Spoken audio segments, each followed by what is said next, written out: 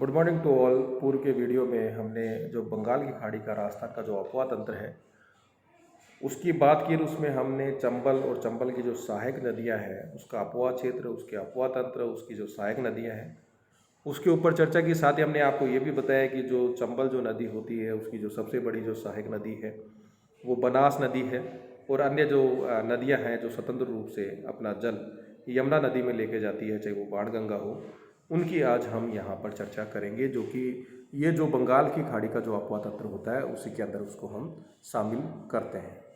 सबसे पहले जो बनास जो नदी है उसको अलग अलग नामों से जाना जाता है। इसको वन की आसा, वर्णांसा या वशिष्ठी नदी के रूप से भी जाना जाता है।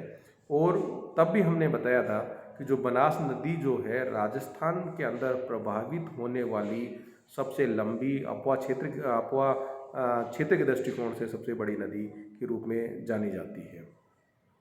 यानी अपवा तंत्र और पूर्णतः बहाव के दृष्टिकोण से यह राजस्थान की सबसे लंबी नदी है, जिसका 512 किलोमीटर इसकी लंबाई है। इसकी जो उत्पत्ति होती है वो राजसमंद जिले के अंदर जो कुंभलगढ़ है वहाँ पर खमनोर की जो पहाड़ियाँ हैं उससे उत्पन्न होती है, और वहाँ से निकलने के बाद ये राजसमंद के बाद चित्तौड़ में प्रवेश करती है। चित्तौड़ के बाद ये भीलवाड़ा में, फिर अजमेर में, फिर टोंक और सवाई माधोपुर में, जैसे आपको बताया कि खंडार में जाकर रामेश्वरम जो गांव है वहाँ पर जाकर ये जो चंबल नदी है उससे मिल जाती है। ये राजस्थान में अगर हम पेयजल की बात करें, विशेषकर पूर्वी राजस्थान में पेयजल की बात करें, तो इसी नदी के ऊपर यहाँ बीसलपुर जो बांध है जिसका निर्माण किया गया 1986-87 में, वो भी एशियन विकास डेवलपमेंट के, और यह राजस्थान में सर्वाधिक पेयजल आपूर्ति करने वाली सबसे बड़ी परियोजना के रूप में जाना जाता है, जिससे कि टोंक, अजमेर, जयपुर, दौसा, नागौर में पेयजल की आपूर्ति की जाती है। सिंचाई की बात करें तो बीसलपुर बांध से केवल टोंक जो डिस्ट्रिक्ट है वहीं पर जो इरिगेशन जो है वो की जाती है। अब यहाँ पिछले कुछ समय में ये देखा गया है कि वर्षा की अनियमितता की स्थिति में बीसलपुर बांध में पानी की कमी हो जाती है, और क्योंकि इसके ऊपर डिपेंडेंसी बहुत ज़्यादा है, जयपुर हो, अजमेर हो, टोंक हो, दौसा हो, तो वहाँ जब पानी की आपूर्ति की समस्याएं आती हैं तो यहाँ पे इसके आवक को बढ़ाने के लिए ब्राह्मणी और जो बनास जो परियोजना है उसको भी काम किया जा रहा है, जिससे कि इसके अंदर पानी की सप्लाई की जा सके।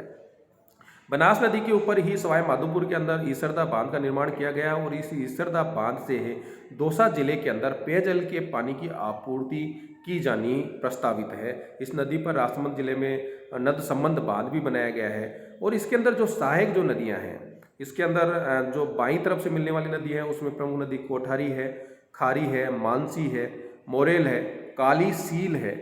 दाईं तरफ से मिलने वाली में मैनाल और गंभीरी नदी है। अब यहाँ इसी चीज़ को हम नक्शे में समझना चाहेंगे, जिससे कि इनकी जो सहायक नदियों का जब हम वर्णन करें तो वो चीज़ें और अच्छे से आपको एक्सप्लेन हो जाए। जैसे कि हमने कहा कि इसकी जो उत्पत्ति होती है वो खमनोर की पहाड़ियों से, राजसमंद से होती है। उसके बाद ये चित्तौड़ के बाद भीलवाड़ा, और भीलवाड़ा के बाद जाके सवाई माधोपुर के अंदर जो है चंबल नदी से मिल जाती है। अब इसकी जो प्रमुख जो सहायक नदियां हैं उसकी बात करें तो बेड़च है। बेड़च जो नदी है इसकी जो उत्पत्ति होती है वो गोकुंदा जो है उदयपुर के अंदर वहाँ से होती है, और इसी बेड़च नदी के ऊपर जो उदय सागर जो झील है जिसका निर्माण इसके ऊपर किया गया है।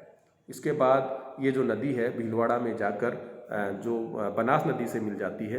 फिर इसी जो बेड़च नदी है उसकी जो सहायक नदी है वो गंभीरी है, जिसकी उत्पत्ति जो है मध्य प्रदेश से होती है, और ये राजस्थान के अंदर जो नीमाहेड़ा जो जगह है चित्तौड़गढ़ के अंदर वहाँ राजस्थान में प्रवेश करते हुए बेड़च नदी के अंदर मिल जाती है। और दोनों नदियाँ बेड़च और गंभीरी जो नदियाँ हैं वो जाकर भीलवाड़ा के अंदर जो बनास नदी है उससे मिल जाती है।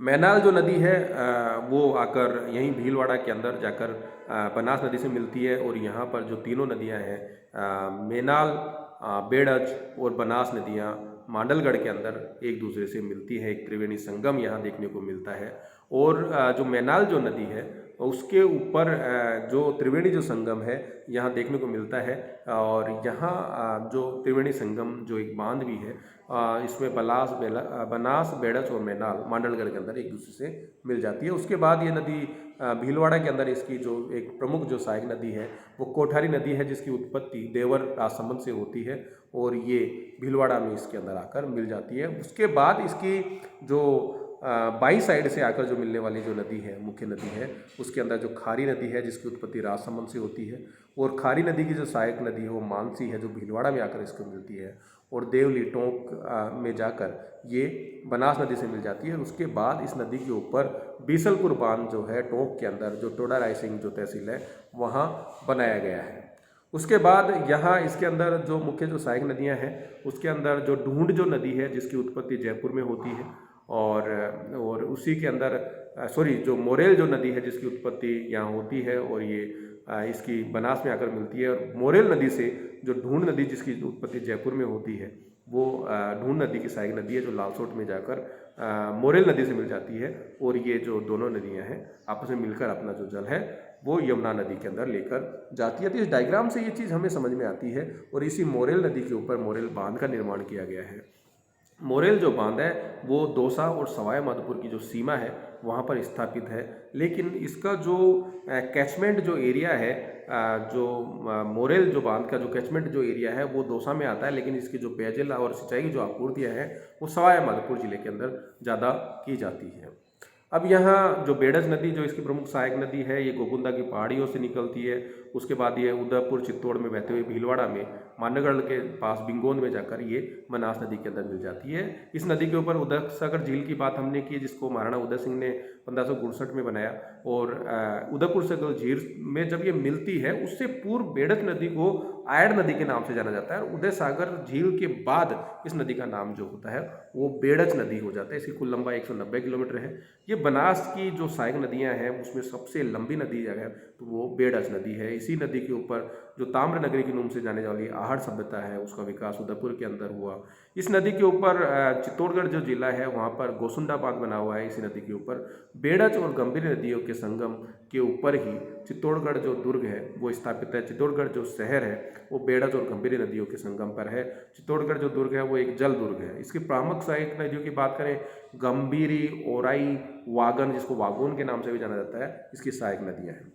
मैनाल जो नदी है ये चित्तौड़गढ़ में बेंगू से इसकी उत्पत्ति होती है। चित्तौड़गढ़ भीलवाड़ा में बहते हुए भीलवाड़ा में ही मांडलगढ़ में जाकर ये इसमें मिल जाती है।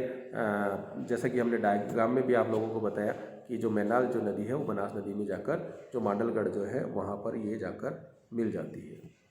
अब यहाँ इसके बाद भीलवाड़ा पर मैनाल नदी पर मैनाल जो जलप्रपात है वो भी भीलवाड़ा के अंदर हमें एक प्रमुख जलप्रपात है, उसकी स्थिति यहाँ देखने को मिलती है। कोठारी जो नदी है इसकी उत्पत्ति राजसमंद में द्वेर से होती है। राजसमंद में फिर भीलवाड़ा में बहते हुए भीलवाड़ा की नंदराय में बनास में मिल जाती है, और इसके ऊपर मेजा बांध का निर्माण किया गया है जिसमें वर्ल्ड बैंक का हमने सहयोग भी लिया था। मेजा बांध से ही भीलवाड़ा जो शहर है उसको पेयजल की आपूर्ति की जाती है, और इसकी जो पाल है जो है उसको ग्रीन पार्क के नाम से जाना जाता है। कोठारी नदी के किनारे जो बागोर जो सभ्यता है वो भीलवाड़ा के अंदर इसी नदी के ऊपर हमें देखने को मिलती है। जो खारी नदी है इसकी उत्पत्ति राजसमंद में होती है, बिजला ग्राम की पहाड़ियों से। राजसमंद, भीलवाड़ा, अजमेर टोक में बहने के पश्चात देवली में बनास में मिल जाती है। खारी नदी पर भीलवाड़ा के अंदर खारी बांध है, और अजमेर जिले के अंदर नारायण सागर जो बांध है वो खारी नदी के ऊपर है। मानसी खारी की प्रमुख सहायक नदी है। मानसी नदी पर अंडमान बांध का निर्माण किया गया है भीलवाड़ा जिले में। बनास, खारी और डाई नदियों के द्वारा टोंक जिले में बीसल के वर्ग जो बांध है वो त्रिवेणी जो संगम है वहाँ पर उसका निर्माण किया गया है, यानी बनास, खारी और डाई नदी।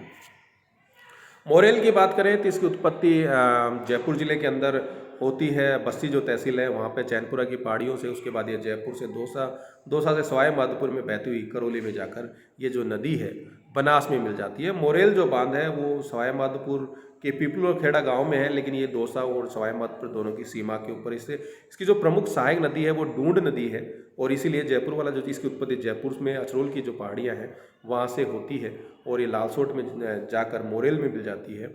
और इसीलिए जयपुर वाला जो एरिया है उसको ढूंढ क्षेत्र के नाम से भी जाना जाता है। ढूंढ नदी पर कानोता बांध का निर्माण किया है, और ये राजस्थान का सबसे बड़ा मत्स्य उत्पादन वाला बांध है, यानी जो कानोता जो बांध है वो ढूंढ नदी के ऊपर बना हुआ है। बाणगंगा की हम बात करें तो जैसा कि हम कहते हैं कि बैराट की पहाड़ियों से निकलती है जयपुर के अंदर, जो कि जहाँ पर बीजक की जो पहाड़ियाँ हैं, उसके बाद ये दौसा, जयपुर, देन दौसा, फिर भरतपुर जिले में बहने के पश्चात ये उत्तर प्रदेश में सीधी जाके फतेहाबाद के अंदर ये यमुना से मिलती है। इसकी कुल लंबाई 240 किलोमीटर है। लेकिन यहाँ इसके अंदर जो पानी की जो आवक है उसमें नियमित होती है, तब जाकर ये यमुना में मिल जाती है। लेकिन जब इसकी पानी की मात्रा कम होती है, वर्षा की मात्रा कम होती है, तो वो एक अंतः प्रवाह इनलैंड ड्रेनेज के रूप में ही रह जाती है। इसी कारण से इस नदी को रुंडित सरिता के नाम से भी जाना जाता है। रामगढ़ जो डैम है उस इसी नदी के ऊपर बना हुआ है, बाणगंगा नदी के ऊपर बना हुआ है। दौसा के अंदर जो माधव सागर जो बांध है वो भी बाणगंगा के ऊपर बना हुआ है। राजस्थान की एकमात्र ऐसी नदी है जो बंगाल की खाड़ी के साथ साथ इनलैंड जो ड्रेनेज होता है उसके अंदर भी इसको शामिल किया जाता है। इसकी मुख्य जो सहायक नदियाँ है उसमें गोमती वाला है, सूरी नदी है, पलोसन जो नदी है वो। अब यहाँ हमने इन चीज़ों को समराइज किया है कि आपको याददाश्त के लिए इन स्लाइड्स के अंदर आपको दिखाने की कोशिश की है कि बंगाली खाड़ी में कौन सी नदी गिरती है, अरब सागर में कौन सी नदी गिरती है, आंतरिक प्रवाह वाली। तो ये आपके लिए जो वस्तुनिष्ठ जो प्रश्न होते हैं उसको सॉल्यूशन के अंदर ये जो स्लाइड है आपके लिए महत्वपूर्ण होगी। आप इन वीडियोज़ को देखिए, बार बार देखिए, फिर किताब भी पढ़िए जिससे कि आपको ये चीज़ें अच्छे से याद हो जाए। आप एटलस, राजस्थान का एटलस आपको अवेलेबल हो, बुक के अंदर जो डायग्राम्स होती है उनको अच्छे से देखिए, कौन कौन से जो ज़िले हैं जिसमें नदियाँ प्रभावित होती है। तो आपको विभिन्न प्रतियोगी परीक्षाओं के अंदर बहुत मदद आप लोगों को यहाँ पर मिलेगी। धन्यवाद।